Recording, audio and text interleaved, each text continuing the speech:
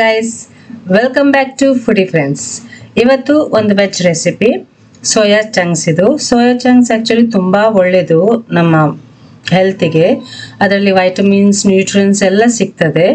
ಆದರೆ ಹೆಚ್ಚಾಗಿ ಯಾರು ತಿನ್ನೋದಿಲ್ಲ, ಯಾಕಂದರೆ ಅದು ಟೇಸ್ಟ್ ಇರೋದಿಲ್ಲಲ್ಲ. ಅದಕ್ಕೋಸ್ಕರ ನಾನಿವತ್ತೊಂದು ರೆಸಿಪಿ ಮಾಡ್ತಿದ್ದೇನೆ. ಇದನ್ನು ಮಾಡಿ ನೋಡಿ ನೀವು.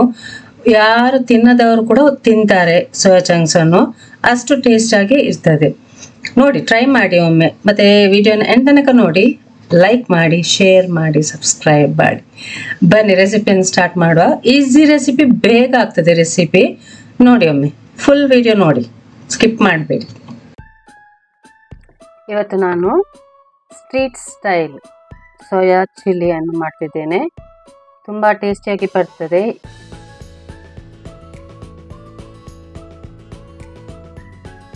ನೋಡುವ ಹೇಗೆ ಮಾಡೋದು ಅಂತ. ಯಾವಾಗಲೂ ಸೋಯಾ ಮಾಡುವಾಗ ನಾವು ಫಸ್ಟ್ ಸೋಯಾವನ್ನು ನೀರಿನಲ್ಲಿ ಸೋಕ್ ಮಾಡಿಡಬೇಕು.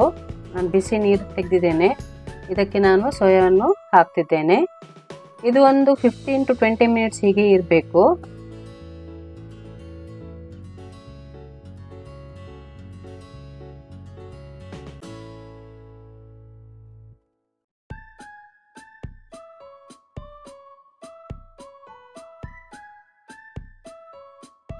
ನಂತರ ನೋಡಿ, ಸ್ಟ್ರೈನ್ ಮಾಡಿದ್ದೇನೆ. ಸ್ಟ್ರೈನ್ ಮಾಡಿದ ನಂತರ ಅದರ ಎಕ್ಸೆಸ್ ನೀರು ಉಂಟಲ್ಲ, ಅದನ್ನು ಚೆನ್ನಾಗಿ ಸ್ಕ್ವೀಸ್ ಮಾಡಬೇಕು. ಎಷ್ಟು ಗಟ್ಟಿ ಆಗ್ತದೆ ಅಷ್ಟು ಗಟ್ಟಿಯಾಗಿ ಸ್ಕ್ವೀಸ್ ಮಾಡಿ ತೆಗಿಬೇಕು. ಅದರಲ್ಲಿ ನೀರು ಇರಬಾರ್ದು. ಈಗ ಇದಕ್ಕೆ ರುಚಿಗೆ ತಕ್ಕಷ್ಟು ಉಪ್ಪು,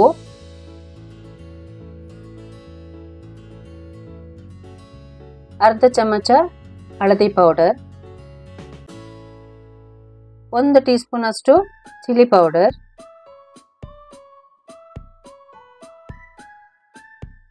1 tea spoon ginger garlic paste. Ginger garlic paste ಜಾಸ್ತಿ ಹಾಕಲಿಕ್ಕೆ ಹೋಗಬೇಡಿ, ಅದು ಮತ್ತೆ ಒಂದು ಟೈಪ್ ಪೇಸ್ಟ್ ಬರ್ತದೆ. ಅದಕ್ಕೋಸ್ಕರ ಇದನ್ನು ಚೆನ್ನಾಗಿ ಮಿಕ್ಸ್ ಮಾಡಿ. ಮಿಕ್ಸ್ ಮಾಡಿದ ನಂತರ ಇದಕ್ಕೆ ಕಾರ್ನ್ಫ್ಲವರ್ ಹಾಕಿ ಸ್ವಲ್ಪ ಮಿಕ್ಸ್ ಮಾಡಿ.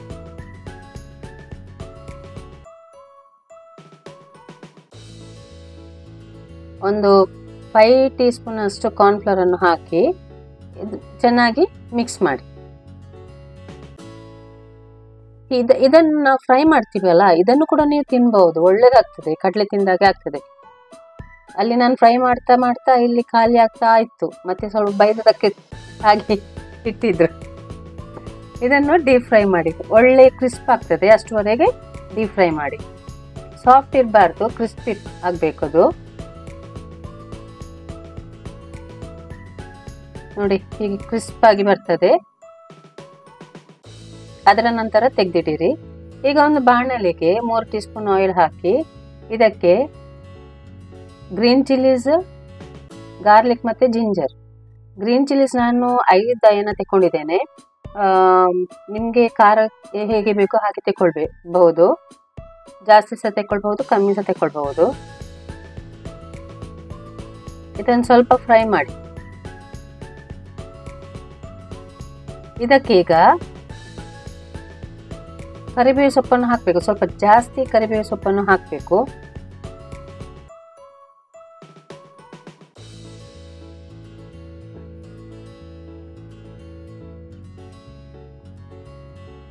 ಕರಿಬೇವು ಸೊಪ್ಪು ಕೂಡ ಫ್ರೈ ಆದ ನಂತರ ಒಂದು 3 ಈರುಳ್ಳಿಯನ್ನು ಕಟ್ ಮಾಡಿ ಹಾಕಿ. ಆದರೆ 3 ಈರುಳ್ಳಿನ ಚಾಪ್ ಮಾಡುವಾಗ ಅದರಿಂದ ಸ್ವಲ್ಪ ತೆಗೆದು ಇಡಬೇಕು.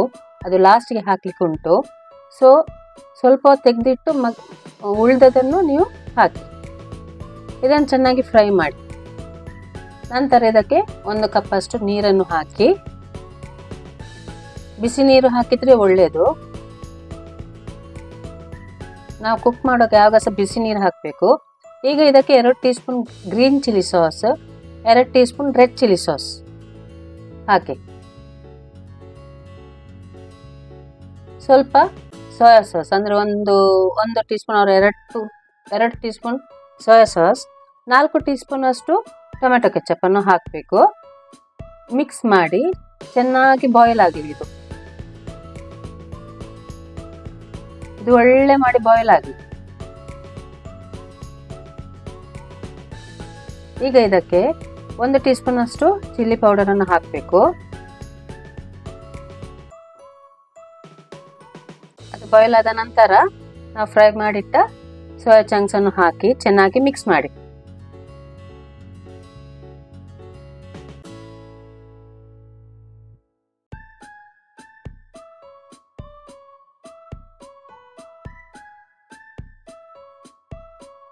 ಈಗ ಲಾಸ್ಟಿಗೆ ಇದಕ್ಕೆ ಕೊತ್ತಂಬರಿ ಸೊಪ್ಪನ್ನು ಹಾಕಿ ಮತ್ತೆ ನಾನು ಇಟ್ಟಿದ್ದೆಲ್ಲ ಸ್ವಲ್ಪ ತೆಗೆದಿಡಿರಿ ಈರುಳ್ಳಿಯನ್ನು ಅಂತ ಅದನ್ನು ಕೂಡ ಹಾಕಿ.